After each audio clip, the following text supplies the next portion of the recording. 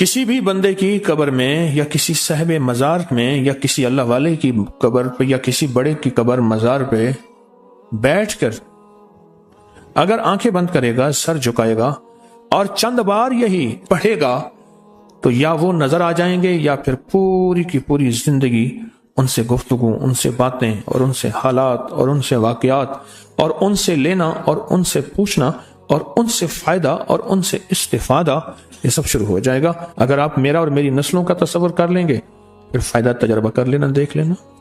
سورۃ التکاثر اگر کوئی بندہ اس کی تاثیر لے لے، پڑھتے پڑھتے تاثیر ملتی ہے، کسی کو جلدی کسی کو دیر سے، جتنا یقین اور جتنا کامل اعتقاد اور جتنا کامل اعتماد ہوتا ہے اتنا اس کی طاقت اور تاثیر 100% ملتی ہے۔ اگر کوئی بندہ سورۃ التکاثر پڑھ لے، اگلا اس کا فائدہ یہ ہوتا ہے کہ اس کو کشف الصدور ہوتا ہے۔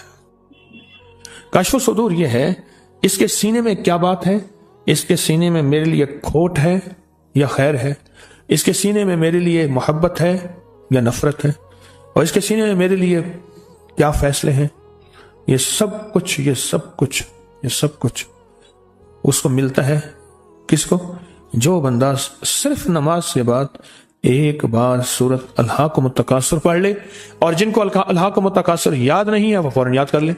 جو چاہتا ہے کہ میری دعاؤں میں خشوع ہو، دھیان ہو، میری نماز وہ ہو کہ جس نماز میں میں اللہ سے باتیں کروں، وہ نماز جو اللہ سے باتیں کرنے والی نماز، ایسے میں جیسے اللہ سے باتیں کر رہا ہوں، ایسے میں اللہ کو اپنے دکھ سنا رہا ہوں، ایسے جیسے میں اللہ کو اپنے غم سنا رہا ہوں، ایسے جیسے اللہ کے ساتھ راز و نیاز کر رہا ہوں، ایسا ایک سجدہ بھی نصیب ہو جائے تو خوش قسمت انسان ہوگا۔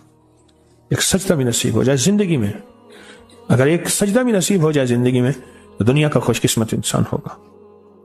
اور جو سورۃ الہاکم التکاثر پڑھتا ہے، سورۃ الہاکم التکاثر، اس کی زندگی میں نماز میں خشوع، دھیان، سجدوں میں دھیان، دنیا کا کتنا خوش قسمت انسان۔ حضرت عباس رضی اللہ تعالیٰ عنہ سے کسی نے پوچھا آپ یہ بتائیں کہ ولی کون ہے؟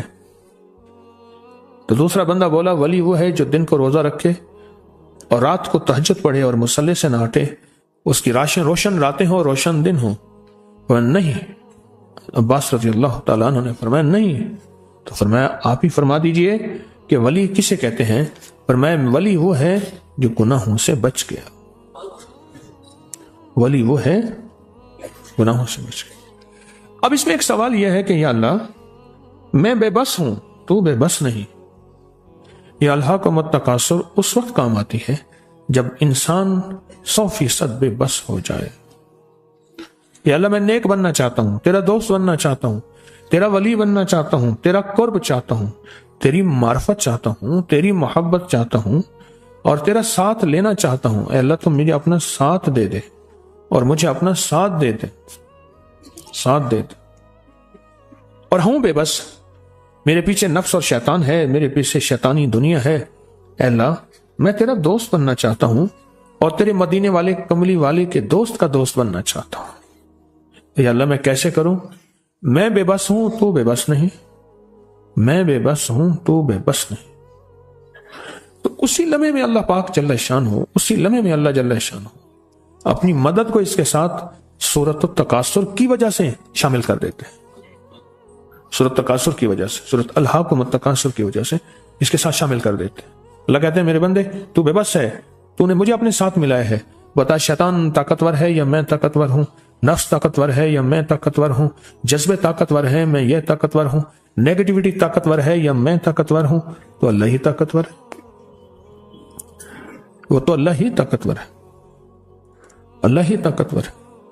اور جو اللہ کی طاقت اور اللہ کی قوت کو اپنی رحمت کے ساتھ، اللہ کی رحمت اس کے ساتھ شامل ہو جائے تو اس سے بڑی نعمت اور سعادت کیا ہوگی، اس سے بڑی نعمت اور سعادت کیا ہوگی۔ کہتے ہیں نماز میں جب خیالات کی بھرمار ہو جاتی ہے تو میں اگلی رکعت میں سورۃ تکاثر پڑھ لیتا ہوں، سورۃ فاتحہ کے بعد سکون آ جاتا ہے۔ کہتے ہیں سورۃ الہاکم التکاثر پڑھنے سے گناہوں سے چھٹکارا ملتا ہے۔ کتنی دفعہ؟ ہر نماز کے بعد ایک بار بس سورۃ الہاکم التکاثر۔